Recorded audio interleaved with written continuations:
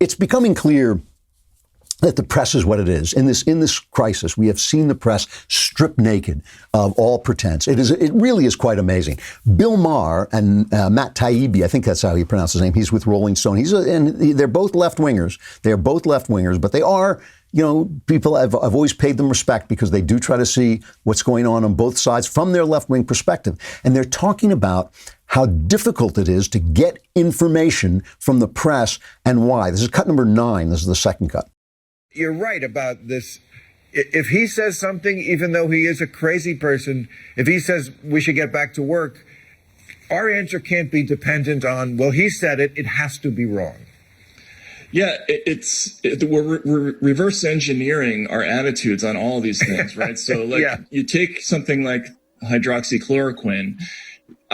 When I first heard about this drug and I looked at the news stories, as soon as I saw that it was referred to in headlines as the drug touted by Trump, I knew that it was going to be impossible to get any real information in the American news media about it because the Fox/Daily Caller people were going to say that it worked, and the people on the other side were going to say that it was a conspiracy theory.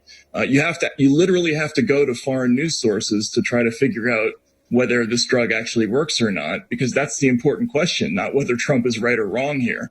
I sometimes hit the press for making themselves the story, but the press now is the story. They have succeeded. Congratulations. They have made themselves the story by doing exactly what Taibbi is talking about, which is reacting to everything Trump says just to get Trump in exactly the same way they did exactly the opposite to Obama. And it is amazing to me, and we'll talk about this Biden thing in a second. We'll talk about the Biden charges. It is amazing to me the self-blindness that we're experiencing, the fact that the press is actually defending itself from what is so clearly a fair charge. They keep saying, well, the Republicans are not honest. Nobody's honest. I'm not talking about the fact that Republicans are the greatest people on earth. I'm not talking about the fact that conservatives are right about everything. I'm talking about the fact that we need a free press and we don't have one. We have a press that's been corrupted, and it's been corrupted by the institutions. It's been corrupted by the leftist takeover of the institutions. They're talking about Sweden. And the thing about Sweden that's really interesting is that Sweden didn't shut down. They did give instructions on how to be careful to a people, again, who are very homogenous and very much have their unified culture.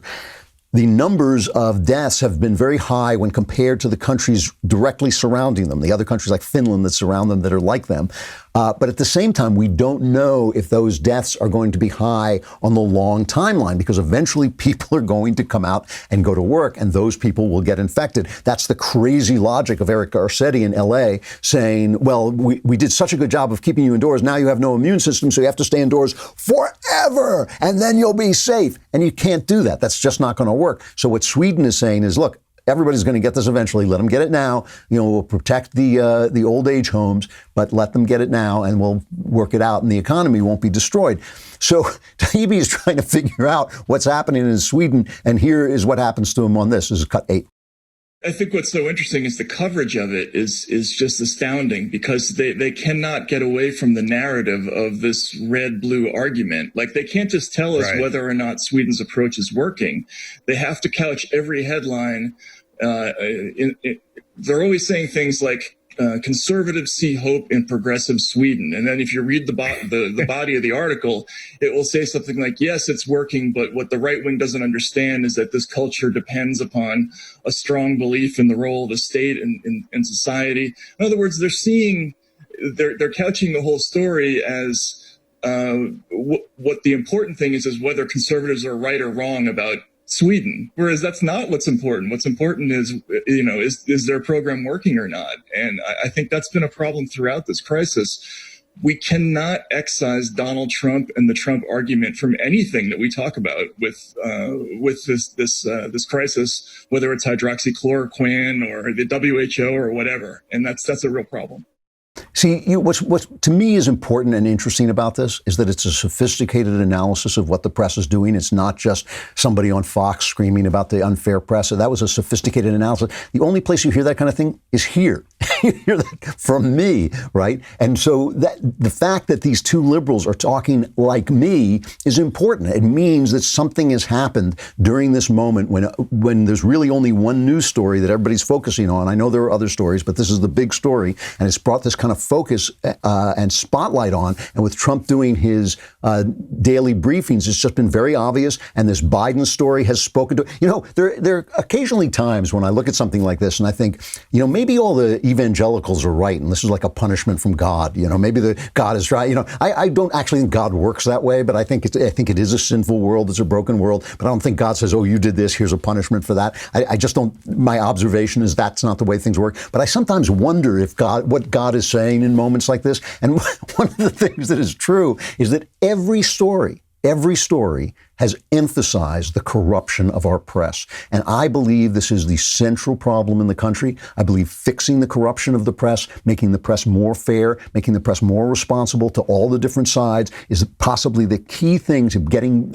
a key step to getting our freedom back. And the difficulty of it is, of course, we can't do it by law because of the First Amendment. And I believe that is right. But we have to do it by shaming. We have to do it by boycotting. We have to do it by suing when we're lied about. All that stuff. And what's funny, just for comic relief here for a moment, here is Trump at this thing with Martha and Brett Baer at the Lincoln Memorial. And one of the people says to him, I really like your press briefings and I like what you're doing and all this, but could you stop with a nasty tone toward the press? And Trump says basically no. This is cut one. I am greeted with a hostile press, the likes of which no president has ever seen. The closest would be that gentleman right up there. They always said Lincoln. Nobody got treated worse than Lincoln. I believe I am treated worse. You're there. You see those press conferences. They come at me with questions that are disgraceful, to be honest, disgraceful. Their manner of presentation and their words. And I feel that if I was kind to them, I'd be walked off the stage. I mean, they come at you with the most horrible, horrendous, biased questions, and you see it, 94 or 95% of the press is hostile. And yet, if you look in Florida today, we had hundreds and hundreds of boats going up and down the intercoastal, Trump. We have tremendous support, but the media they might as well be in the Democrat Party. And why, I don't know. He goes on to say, why, I don't know when I'm doing such a great job. So here's the joke, and this really is wonderful. He says, the press treats me worse than the press treated Lincoln, right? This is from Emily Jashinsky at The Federalist. The reaction from the press, okay, here's from Raw Story. Lincoln was assassinated. Disgust follows Trump's claim he is treated worse than Lincoln. And here's Yamiche Alcindor, who's been held up as an actual reporter when she's obviously just a left-wing activist on PBS. She says, video of Trump sitting at the feet of the Lincoln Memorial saying he is being treated worse than President Abraham Lincoln, who was assassinated after freeing enslaved people across America. Just John Harwood, CNN White House correspondent. Trump tells Fox Town Hall he's treated worse than Lincoln was. Brian Tyler Cohen, nothing speaks to Fox News' failure to even pretend to be a credible news source. It's not just Trump is to blame, it's Fox News. More than hearing Donald Trump claim he's being treated worse than Lincoln and not asking a follow-up on that one because Lincoln was assassinated. Now, obviously, he didn't say he was treated worse than Lincoln. He said he was treated worse than Lincoln by the media.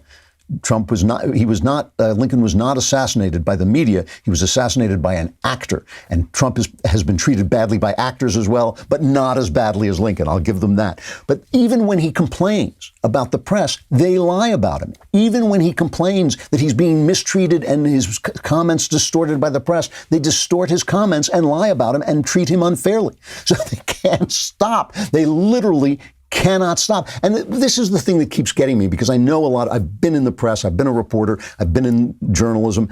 And I know these people, and I know that they're not bad people. And I wonder, like, when you have to distort what somebody is saying, as obviously as you did there, not to mention Charlottesville, not to mention drinking Clorox or whatever, all that distortion, do you never say to yourself, if I have to keep distorting what he says, is he really saying that, and am I not lying? I mean, I look at things all the time where it'll say so-and-so right-winger destroys left-winger, and I'll look at it and think, he didn't destroy him, and I won't play it, or I will play it and say that's the truth. If you're distorting and lying, ask yourselves why you have to do that. I hope you enjoyed that clip from The Andrew Klavan Show. If you did, go ahead and hit the subscribe button so you stay up to date on all our future content.